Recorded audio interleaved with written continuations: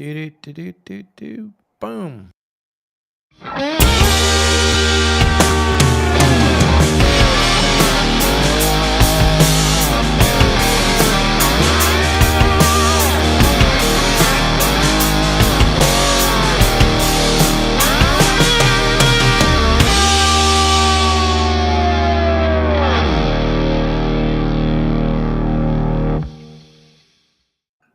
All righty then. Well, that was super exciting to watch Al finally land that fish. Those guys are on a bachelor party, and I think he just made their whole bachelor. They'll be talking about that at the wedding. That is for damn sure.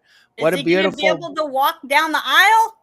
What a beautiful bluefin. And Dave, I bet you were having as much fun watching that as I was.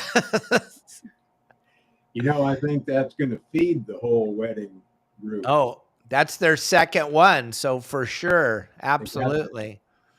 Absolutely. What a great way. Captain Al, we see you. Captain Al. Yeah, really? Al, Yeah. hold that thing up. We're on the podcast now. Let's see that sucker. Don't drop it in the water. Ooh, don't. Get it out of that Deckhand Sports kill bag. One more time. Look at that beautiful bluefin, you guys. Good job, young man. Yeah, I'm gonna let the guy Carter hold it. Yeah, I want him to hold it too. Let's check that thing out. Yeah. Awesome. Good job. Beautiful. Nice job. All right. Well, there you go. That's what happens over here at Your Saltwater Guide. You never know. We're podcasting. We're fishing live. We're building rods. There's so much stuff going on. It's absolutely incredible. It's hard to keep up. And because of our great sponsor, Fishingbooker.com, we get to do this show live today with you. And as usual, Tiffany's with us. But hey, we got a new sheriff in town. Her dad is with us today. So you better act right, Tiffany. Yes, sir.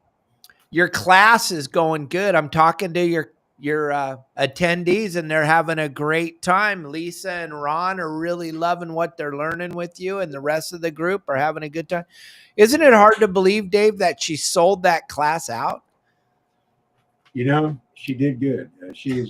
I've been watching her develop as a teacher over these years, and you know, when I'm listening to her from the other room, what I'm hearing is her level of excitement and love of doing it. And that comes across for students. It really does. That's so cool to hear, huh, Tiffany? Yeah. So cool. I'm proud of that kid. Yeah, you're doing a good thing. I mean, you blew Doc and Bill's minds last week when you were talking about how you sold the class out. They were like, "Excuse me, you sold the class out?" Yeah. Robert says howdy to us all. So howdy right back, Robert. Hi, Robert. Yeah. So Lisa's going to call in a few minutes to just tell you. And Lisa, you can call in whenever you're ready now, just to talk about what it's like to be a part of the class so people can get an idea of what's going on. And Tiffany, while we're waiting, tell everybody that doesn't know what you're doing, because it's pretty incredible. I think it is anyway. I've never heard of such a thing. Well, basically, it's an online class. We have, small classes that are 6 weeks, but you really get more out of the master class. The next one coming up is going to be October 4th, and I've already got people signing up for that. $130 for master course of like this one's going to be 15 weeks, and you get a free rain shadow blank. And basically I take everyone through on, walking them step by step on how to build rods, different types of designs, but it doesn't just stop there. Like the first two weeks, we go over a lot of information about rod building. I answer a lot of questions that people have, as well as going through the class. Each time they have a question, I answer. And, we go through like the power, the actions, dimensions, how, arm lengths and the whole 9 yards. So it's not just like a 1 or 2 day class that just shows you how to throw together a rod and wrap it and then coat it and dry it. We go into the nitty gritty of rod building.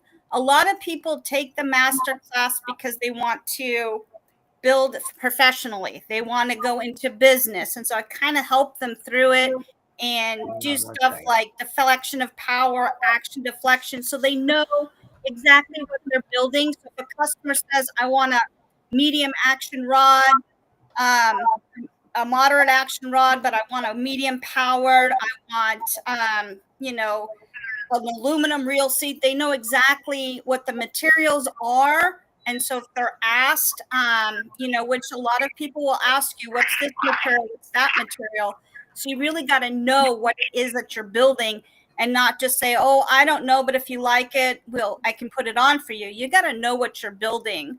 One of the major things that I found in all the classes I've ever done is that how many people do not know the difference between deflection of power and action deflection.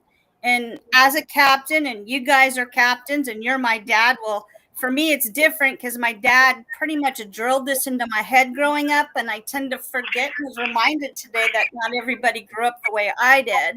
But as you guys are being captains, I'm sure you'd agree that this is highly important information for not just a rod builder to understand, but as an angler to understand as well.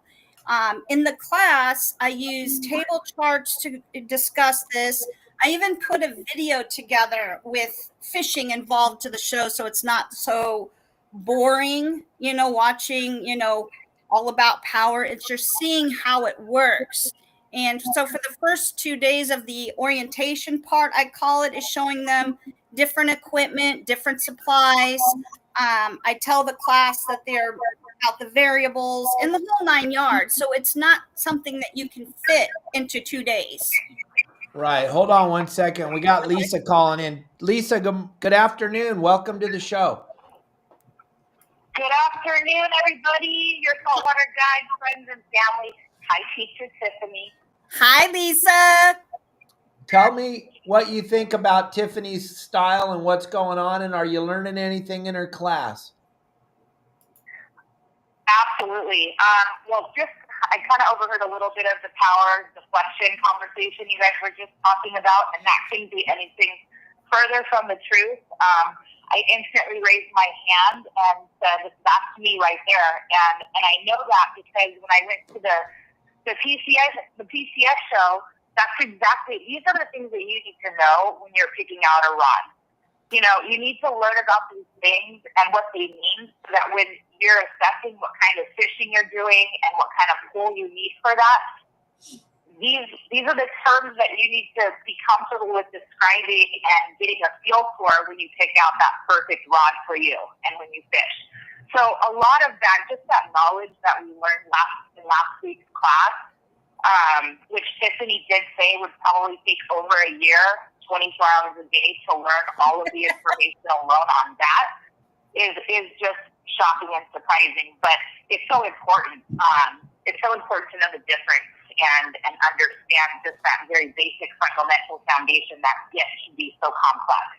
And she really does a great job breaking that down. So thank you for that, Tiffany. I feel so much smarter and well educated in that aspect now. You're welcome. Yeah, and I thought it was important to bring one of your students in just to break it down so that other people that are thinking about going into this and trying it out, your dad and I can talk about what a great person you are all day long, but to have one of your students talk about it, that's a big deal, right, Dave? It is. One thing I want to add to what people get out of the class is that, we used to have a beginner course and an intermediate course and an advanced course. And of course, it would be the same people taking all three until the next time around. And so we said, hey, why don't we just combine the whole thing into a master class, take people from the very beginning, understanding the components and everything else, all the way up to the point where they can build beautiful rods. And you know, once people know how to do that, once they've been through one of Tiffany's master classes, they're going to have the knowledge and skills, and what they can do will be in demand. Unless they are a total isolationist, people will want them to do rods for them, and they will want to make those rods as a gift and whatnot. So one of the things Tiffany teaches that I think hardly anybody ever touches on out there in teaching land is how to work with someone who wants to build you a rod, how to figure out exactly how long that foregrip should be, or the rear grip, for their arm to take pressure off of their back, exactly how they fish and what they need. She talks about how to work with somebody who wants you to build a rod for them. And I think people haven't yet discovered how important that will become to them. But after they're finished with the class and they're building rods for people, then they're going to realize even more that, yeah, they really learned the right stuff in these classes. Oh, absolutely. And then Lisa, you're listening here. You're still sitting here with me right now. We just watched that young man catch that bluefin tuna. And if that rod was matching him, like you and Tiffany are putting together the rod to match you and how your arm length is and how tall you are, everything, like I always say on all of my videos on the website and on the podcast and on the game plans, every single thing matters. And if that rod was set up for that young man that just caught that bluefin, it would have been a way faster battle. It would have just been totally different. So Lisa, I'm so glad that you watched that battle, and then you're sitting here with Tiffany and Dave right now, and you're starting to put together the puzzle, which is a bitchin' puzzle to put together, right? Yeah, and it's funny too because I learned a new term, high sticking, which I thought was only a hockey term, but that's in fishing too. The companies that make the fishing poles love high sticking because that means they're going to sell more rods. Yeah, you don't want to do that. Tiffany gave a whole lesson on that. She's going to send me a paper too, which is another really cool aspect about the class is that Tiffany has these great videos that breaks it down for us to enjoy and watch, and her funny little comments that she puts in between. So we're always laughing. We're learning as we go, learning all the components to customize that rod is a lot of fun, and probably, like you said, an addiction in its own, because our minds, she's always on call. You can always text her. She's like a mini game. Always there to talk to you and guide you through it. So every step of the way, you have your hand held, or as little or as least amount as you want. So I know for me, who has a lot of questions, I mean, I think last Sunday we were on there for 4 hours, and 2.5 maybe was the class, and the rest was just questions. And it was just fascinating to learn from everybody else and hear their questions and just go with it. Yeah, a lot of people have the same questions when they're first starting out. And sometimes people are nervous and don't want to ask the question because they don't want to sound stupid when they're not. It's pretty much the same questions that everybody asks when they first start out. And so it's nice if someone asks it, then we can just talk about it and that question gets answered to everybody. Hey, Tiffany. Yes. Dave Cruz just asked a wonderful question, and it just made me think about what you have going on the dining room table right now. I'm working on a golfer's club for one of a golfer locally here, and I'm putting the Tiffany special grip on it. And so, yeah, grips on golf clubs are pretty popular too, different styles of grips. It's so you think it would help? And that is like a whole new market direction, a whole new market. Mm-hmm. And so people that learn to wrap rods, they can wrap golf clubs, they can wrap pool cues. There's a number of directions that you can go with these skills and really turn it into a business for yourself. Oh yeah.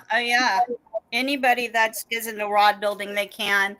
I've got a lot of golfers that say, "Can you put that grip that you make on my golf club?" And I'm like, "Yeah, sure. I just need the golf club, please." All right. So absolutely. Well, Lisa, thank you for calling in today. I really appreciate you taking a few minutes out of your busy day to call in and justify what Dave and I are talking about Tiffany and how exciting it is to be in the class with her and that she answers your calls. That's awesome. My pleasure. We'll see you Except for when guys soon. people call me at Thank 3 you. Bye, See ya.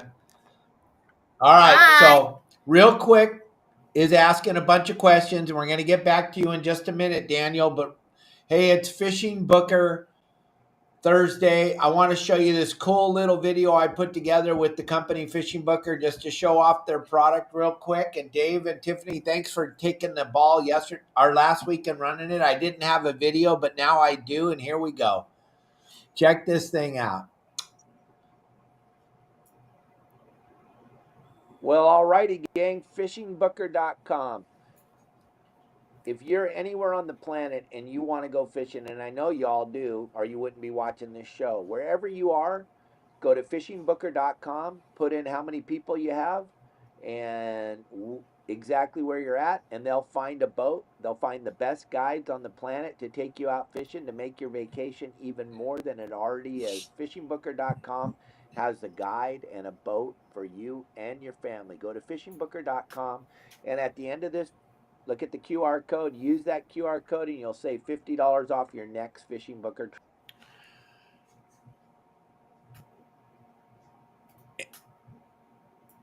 And I just want to tell everybody that Fishingbooker is a huge part of our industry. Dana Wharf Sport Fishing, my family's business. My sister is a part of Fishingbooker. Fisherman's Landing in San Diego is a part of Fishingbooker. Santa Barbara Sport Fishing is part of Fishingbooker. Almost all the real big landings in Southern California are all part of Fishingbooker. And then the six-pack charter boats, like you just watched Captain Al Clowers land that bluefin, he's a part of Fishingbooker. And so they cover up pretty much everything in Southern California and around the world. You can find a boat to go fishing on if you just go to fishingbooker.com and check it all out, and all the stuff that you need to know about the boat and everything's available when you're at fishingbooker.com, and then you can pick the right boat for you and your family and get out there and go catch some world-class fish. And you use that QR code I have on the screen right now, you're going to save $50 off on your next fishing adventure. So check out fishingbooker.com, and thank you guys for sponsoring our show. I really appreciate it. And let's get into the nuts and bolts of this fishing thing. Tiffany, you and I were talking before your dad jumped on here, before we saw Al catch that bluefin, how people don't understand. I don't even care if they've been fishing for 30 or 40 years. They don't understand that, how to figure out which rod or which blank you want to match what you're trying to accomplish. And your dad talked about it last week a little bit about, hey, I want to fish the boiler rocks, or hey, I want to fish a lingcod, or hey, I want to catch a bluefin. There's all different applications, right? So can you and your dad kind of go through this for everybody, and you guys can bounce stuff off of each other? Because I have no idea what the hell I'm talking about. Yes, you do. You're a captain. You know the difference between, extra fast action rod, heavy action rod, the medium heavy power rods. It's basically like, there's different classes for it. Also, another thing that goes into the blanks when you're making a rod is the materials used to create the blank, how the engineering is, the manufacturer's technology, different components you use, the weight class, the power of the rod, the action of the rod, etc. Just so many different things that go into the factors of the function of the rod. We go heavily into the two important variables, that is deflection of power and action deflection. And my dad, growing up, I grew up fishing. I'm not going to tell you how old I am. I'll let him tell you stories of me, but he drilled into me on this, and that's, because he's a captain, he does that. But looking at this and listening to people who want to learn how to build rods, people who build rods, and anglers. It was just astonishing that they don't know what they're building. Go ahead, Dave. You know, sometimes I like to try and make things pretty simple. And it can't always be simple, but I can try. And so this thing right here, about 20 minutes ago, it was the stem of a leaf out in the garden, of a flower, I mean. And it was a nice flower, too. Sorry about that flower. Right now, it's a fishing pole. Man, it's amazing how these things change. But, you know, I want to show that is kind of a parabolic rod right there. It kind of bends equally all along the rod. And there are applications for that, like Captain Dave was mentioning boiler rock bassing. I love boiler rock bassing. It may be my favorite thing to do. And a parabolic casting rod in that application is wonderful because it helps me get a swim bait right into those little shallow sea caves and whatnot where those calicos like to hide. And I can still get them back out again afterwards. Now, your typical thing, if you're holding this in with the rod, your typical thing is you're fighting a fish and it starts doing this. Okay. Well, this is kind of the action of the rod, or the power of the rod. Now, the action, when you start getting up near the tip and you start doing this, now you're looking at the action. And the action can be really important for you because let's say that you're going to go after a fish like the one we saw caught at the beginning of the podcast. Thing is, you need to get an anchovy quite a ways away from the boat in order to get bit. In that case, you want a fairly stiff rod with backbone, but you want a lighter action up at the tip so that it can launch that anchovy. And once the anchovy's out there and gets bit, and now you're in a fight, now you're working with more the middle of the rod. Now, that fish we saw caught at the beginning of the podcast, I was proud of that man for the way he worked his rod. He didn't lift his rod way up. He kept it low, which means he kept the power in there. And he could have used a stronger rod, but he made up for that as best he could by keeping the rod low and only pulling up to about here and then reeling back down. And that kept the power up in here where the rod has the most power. So maybe he used the action up here to get the bait or a small lure out to the fish. But then he used this strong part of the rod to fight the fish. And he did a really good job for being undergunned out there with a light rod. Only suggestion I have for him, and I'll mention this for the sake of others, is that when you reel down and then lift up, I saw him lower the rod and then start reeling. So he had already given up some inches. If you start reeling before you lower the rod, then when you lift up, you're gaining a few extra inches each time. And as in many things with life, a few extra inches is nice. So always keep that in mind. When you're reeling down and then lifting up, when you get ready to lower down again, start reeling before you lower the rod tip. That'll give you a few more inches and extra power and use this heavier part of the rod. So that's kind of the simplistic explanation. Tiffany goes way more into it than that. But, you know, this is the power and this is the action. And deflection is when things can start going wrong. You've seen people lift up and suddenly they're high sticking it. They're up past 10 o'clock. I start yelling at people at 10 o'clock and I yell real loud at 10:30, okay? Because they're risking the rod. It's going to break. And as Dave pointed out, rod manufacturers love that because they sell more. Rod tackle store people, Tiffany and I owned tackle store for years. That's tough on them because somebody walks in and says, hey, my rod broke. I don't know why.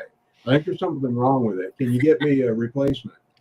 And we look at it and we know what happened. They high sticked it. And we know that if the manufacturer sees it, they're going to say, well, they high sticked it. It's obvious.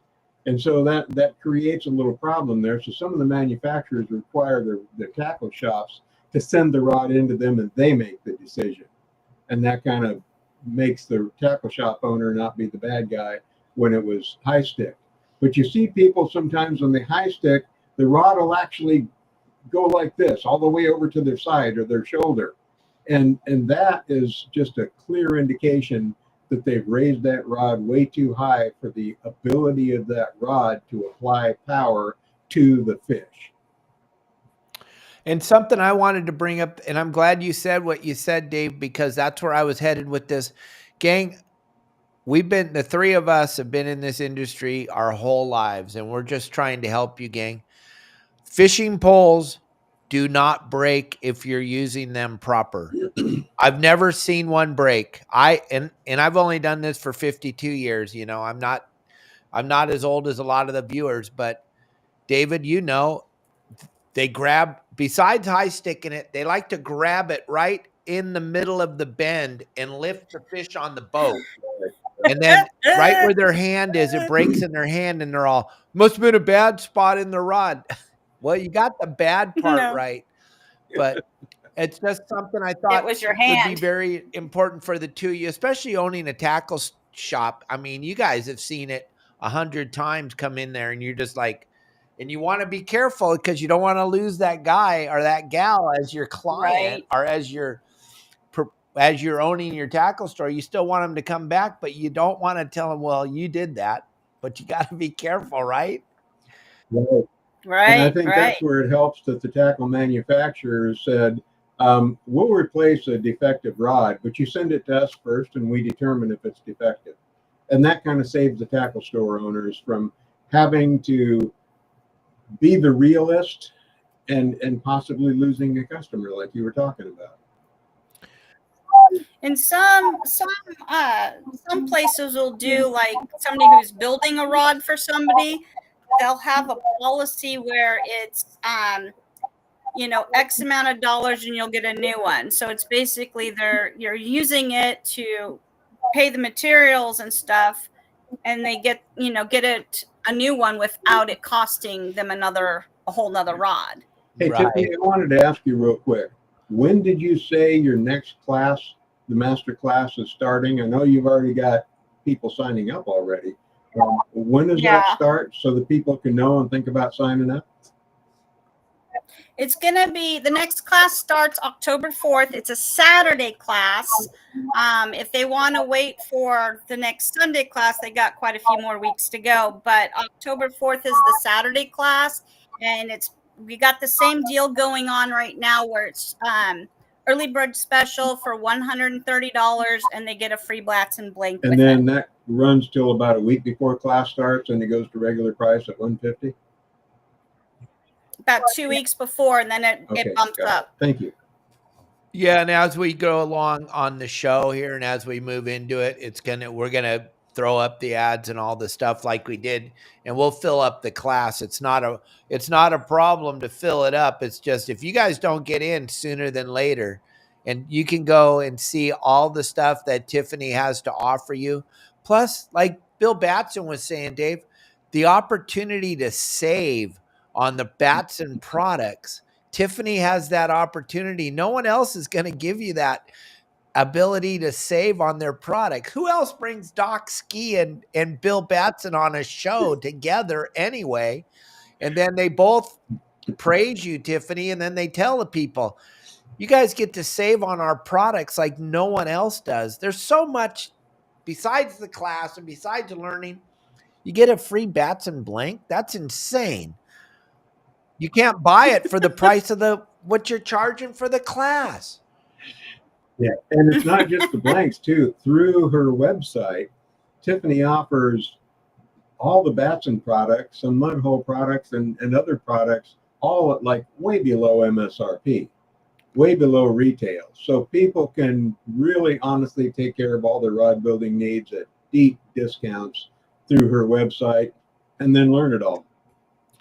It's insane. And then Devin Cruz is asking what's going on for tomorrow's podcast. Tomorrow's podcast is going to be pretty exciting, gang. We got Sean Tobridge. He joins me on Saturdays on the show, telling us what's going on. He comes on for a few minutes every morning on Saturday mornings and talks about what's going on up there in Washington. He's fishing albacore out of the Columbia River. He's running those albacore trips. They're just the average man that fishes with them is averaging somewhere between 10 and 20 albacore a trip, Dave. It's just insane right now, the fishing. And then you know what he does after they get their limit to albies? They go king salmon fishing. They get their limit to that. And if you get that done quick, then he takes you into the river and he goes sturgeon fishing. like, are you kidding me? So Sean will be with us tomorrow from the 6-pack boat, the Legends. And if you look at his 6-pack charter boat, it's as big as most of the smaller sport boats running out of San Diego today. And he's only doing 6-pack charters up there. So it's going to be a blast to have him on the show. I'm looking forward to it. The one thing he's not doing, which most of us would do up there, is they're not rockfish fishing. They're not rockfish fishing. They're albie fishing. They're king salmon fishing. And then bucket list fish is that sturgeon. And he said the average sturgeon, Dave, is 6 to 10 feet long. The average one? That's what he was telling us on the show last week. I'm like, Okay. what? Okay, so there's slot limit involved. So no, you can't keep any of them. You can't. Well, yeah, that's right. Now you can't keep any of them, but you can catch them. Battle them. You can catch. I just want to see one. I got no desire to kill a sturgeon, but I'd love to see one. Such a magnificent prehistoric fish. Just incredible just to have all that opportunity to try that. We're going to go a little bit over because of Captain Al's battle with that bluefin. So we're going to go a little bit over because we got Dave and Tiffany with us. So it's always a pleasure to have the two of them with us. So as they start to figure out, Tiffany, what they're doing in the class and what they want to do with the fishing rod that they're going to build, how do you help them to figure that out? I mean, your dad summed it up perfect with the stem from that flower. But how can you do it talking to them? You just ask them exactly what they want, then you break it down and kind of tell them what they're looking for. It's because you got to help them. They don't have the education that us three have. True. Well, basically, when I'm dealing with the larger class, it's a little bit different than the smaller class. And you're dealing with different people that fish for different things. We've got fly fishermen in there. We've got freshwater spinning fishermen in there. We've got freshwater bait casters in there. Then you go into the different types of saltwater type of fishermen that we have. So you got a huge variety of different fishermen. So I don't want to ask each individual person what they fish for. So I basically generalize knowing what everything is for. And we go in and we talk about the different, the deflection of powers, the action deflection on each of it, breaking it down from like your light powers all the way through your extra heavy powers, 4X powers. And I break it down through each one. And then I go into the action of it, and same thing from the ultralights all the way, I break each of those down. Then I take them into the materials of guides, materials of the rings of the guides, material, all the different materials, hypalon, the different types of hypalon, breaking everything down. And then by the end, they basically, if they've been paying attention, have an idea of what type of rod they want to build. Then I give them a whole list and show them, the different schematics, the different powers, the different actions of like a bunch of different blanks that they get to choose from for their free blank. And if it's not on the list, if it's within a certain level of the rod, then we can possibly switch it, but sticking to the list that we have, which is a long list of blanks to choose from, they choose their blank. Then I go into showing them, how to pick out the components for this blank. And I walk them through on the website, how to pick it out, how to put it together. Some of them would, need extra help. So I stay after. I'll put kits together. onto the website where they can just pick it out. Here's what you get, so it's a whole step-by-step process. It's not just here's your 2 days, this is how you put it together, but you don't know what you're doing. I want to interject something here too, and that is she mentioned her kits, and bear in mind, Tiffany is a fishing captain, so she knows how to take all the components besides the blank, take all the components and match them to the kind of fishing that someone wants to do. And so she put together all these kits of components.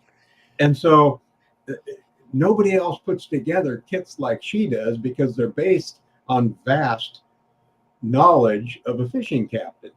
And so it's really wise for people to go on the website and go, okay, here's a blank for this type of fishing. And then, oh, look, Captain Tiffany puts together a kit of all the components that I need for that type of fishing. It's a match. Makes it so simple for people and so right for people. Yeah, that's insane that you've been able to do that. Now, before we went to our commercial break for Fishingbooker, we were talking with Daniel Rubin was on here from ReelQuick Fishing Products.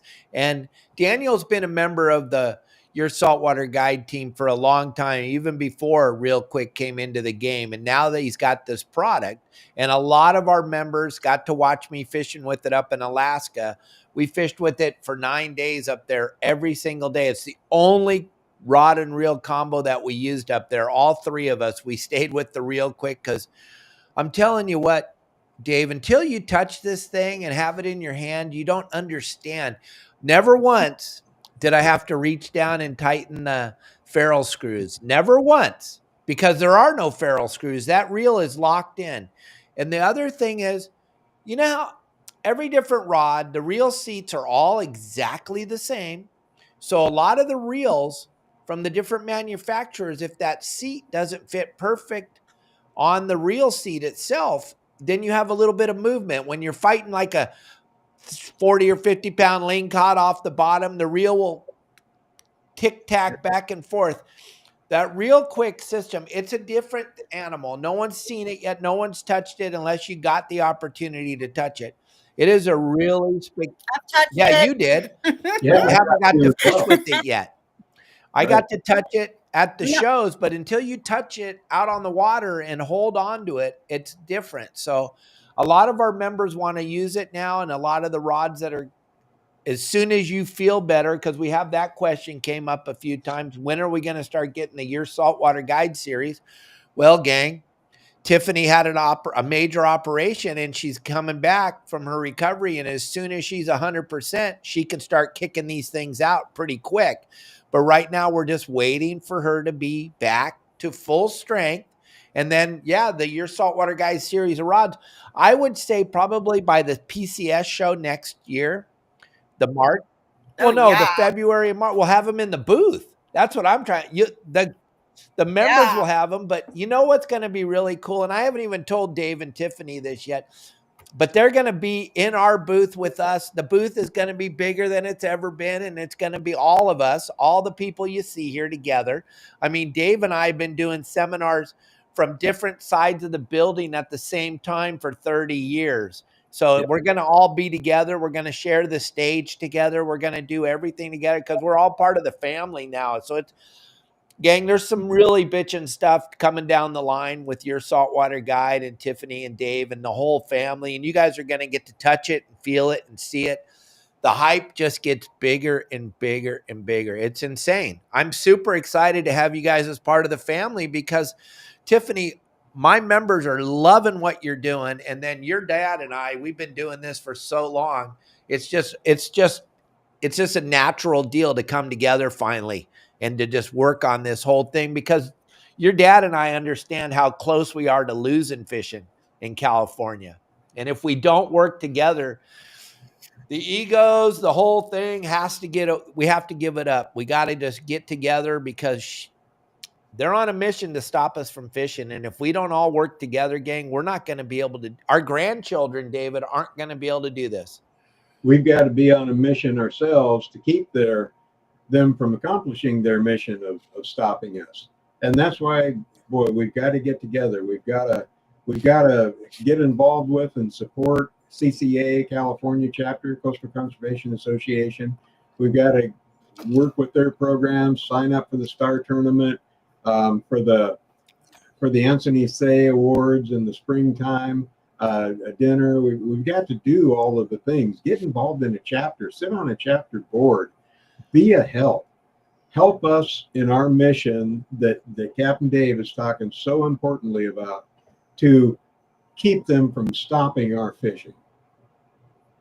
Yeah, and my hat goes off to everybody here. Can you imagine if we would have lost that sand bass? That was the predominant fish for the last 3 months in California. I know you guys love catching 200-pound bluefin, but that wouldn't have kept the doors open at the landings if we didn't have our sand bass. Yeah. So Lisa was asking a question.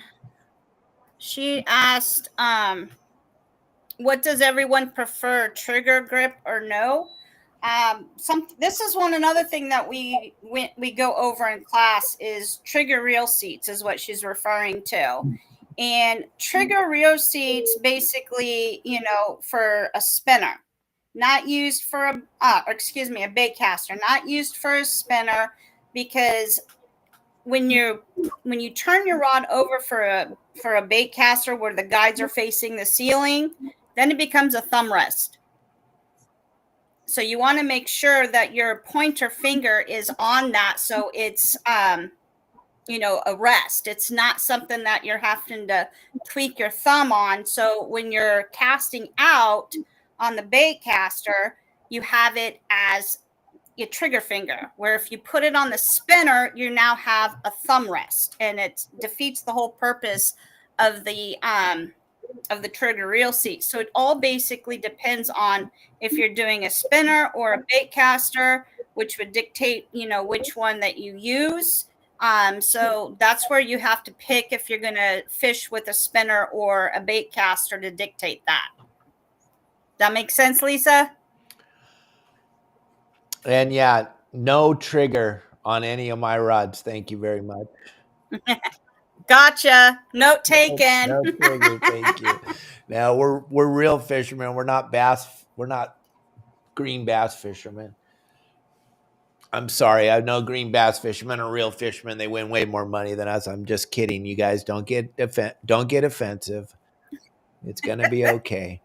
But yeah, there's a lot of cool stuff coming down the pipe. And yeah, there's a big meeting in October, and we will keep everyone up on what's happening with the California Fish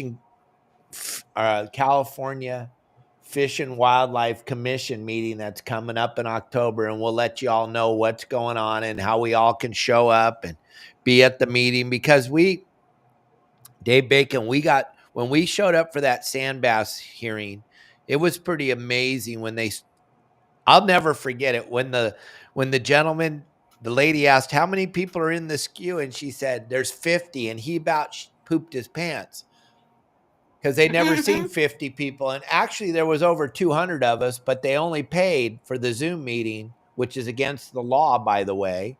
And we have some attorneys working on that, because everybody that shows up on those Zoom meetings with the Fish and Game Commission, we're all supposed to be heard. That's the law. And they only paid for 50 participants. And I know, and my producer know, because that's what it is. It levels out 50. Then you have to pay extra money for 150. Then you have to pay extra money for unlimited. So this time, when they go for the next closure, which is a new MPA, by the way, they want to close down another giant section of the state of California to fishing. And we show up to the meeting, and if they only let 50 of us, believe me, there's about 10 lawyers that are watching this very closely to see. Now, unfortunately, and I was talking with a guy who was kind of running the CCA thing for the last 9 years, and we don't have any money for the opposition. There's no one out there really that wants to go out and try to open up stuff that's already closed, which is kind of sad to think about. We're on the defensive all the time. Us, as the fishing public, we have no offensive. We're not out there offensively we're just playing, oh my gosh, what's coming at us now? there's nobody in the industry that's like, hey, wait a minute.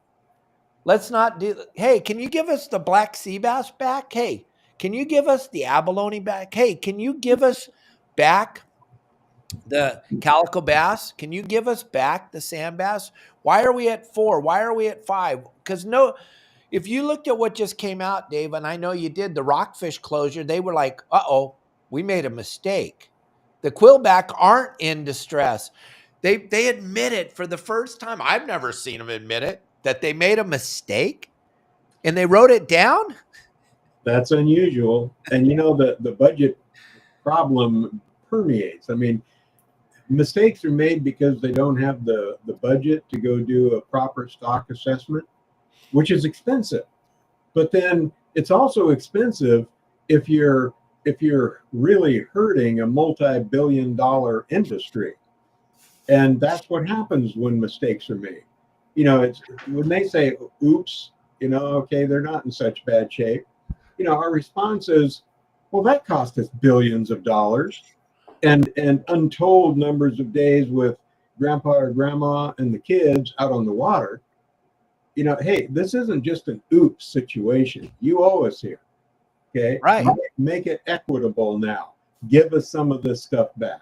Now, I know CCA does advocacy really strongly, attends a ton of meetings, and many of us on the state board, I serve on the state board, Right. Go to a ton of meetings and just get as involved as we can. And many different levels. For example, right now I'm serving on the state's kelp restoration and kelp restoration and management plan working group. And we're trying to look at the kelp situation. So we're trying to be involved in as many different levels as we possibly can. And that's what we all have to do. And we have to support our advocates, which our number one advocacy is CCA. So Right. You're right, Captain Dave. That is a super important issue. We need to be out there proactively, not just defensively. And we need to be working on this stuff. And the harsh reality is it only happens with a budget. So that's why we got to be supportive. Well, that's what I was saying. Everybody here, we support CCA 100%. If you look through it, 5 of our members have won this, the weekly drawing. 5 of our members. So Your Saltwater Guide's super involved, and the members, and we push CCA all the time. But the thing that blows me away, David, is that here we are, how many years into this now, and we are getting bombarded all the time by so much stuff that it's impossible for us to get into we should get this opened or we should do this, because we're constantly in the defensive mode and they're pushing us back so far. And it.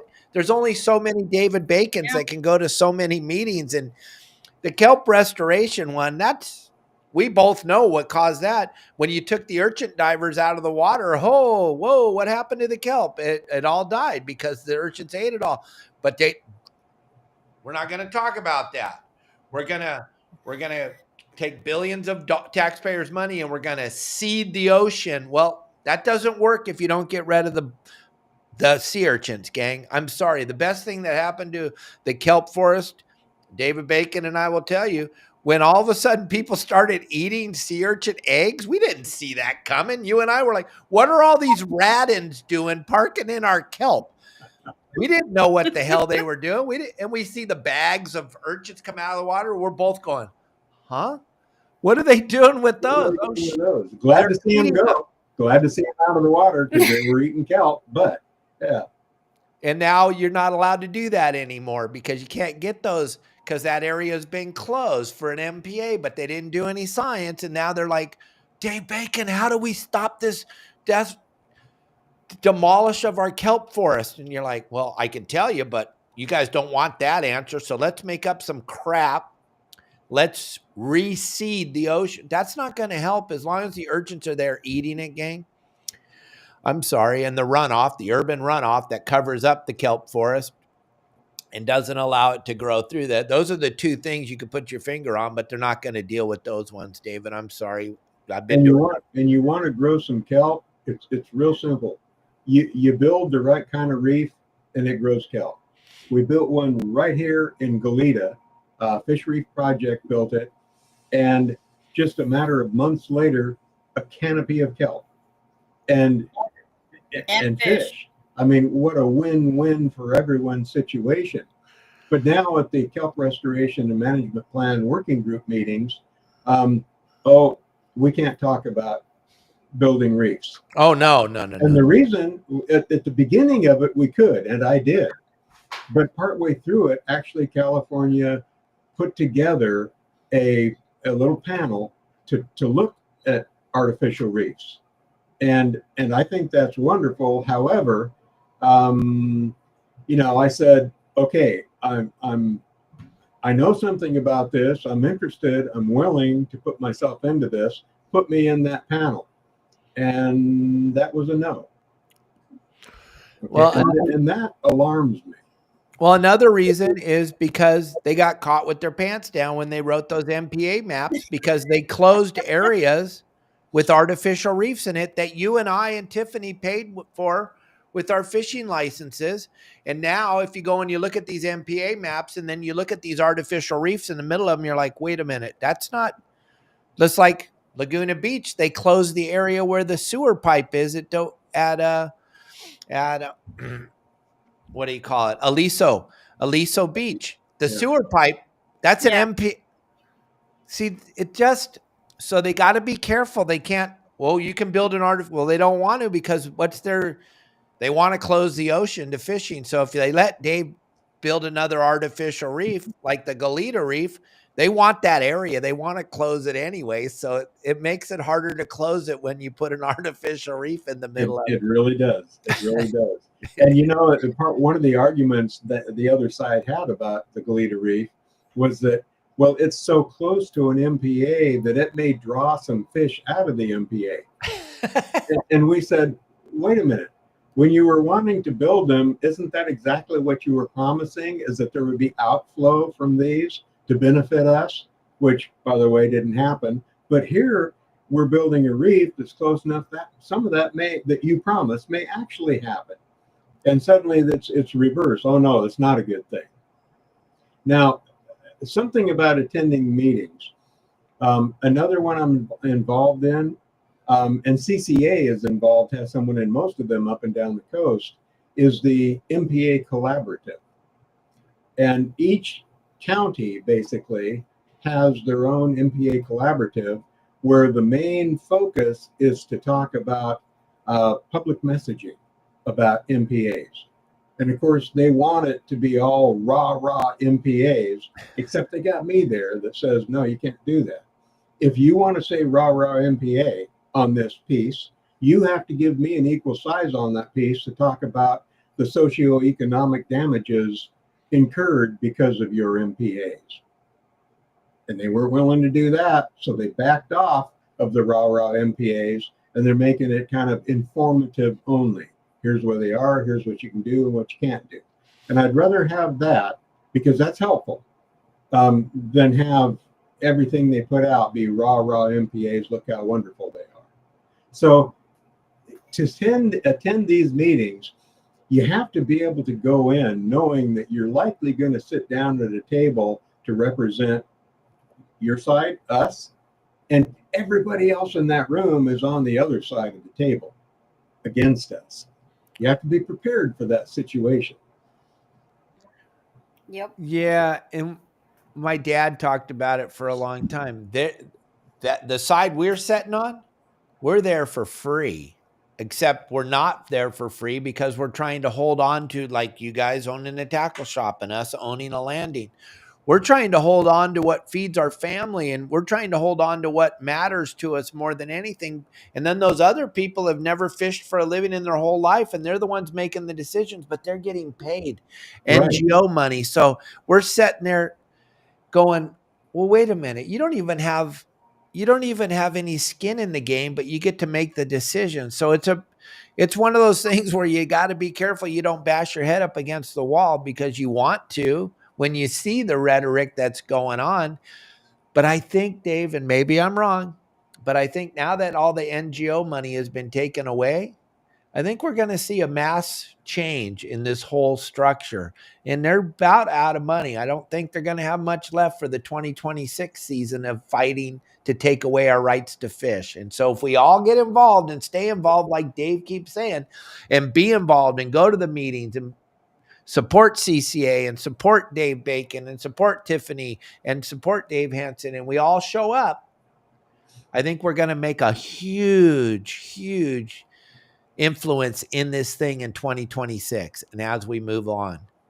And something you Mass mentioned is so show up. important. It's how level the playing field is. To go to one of these meetings, I have to give up a day's work. I have to give up a day's revenue.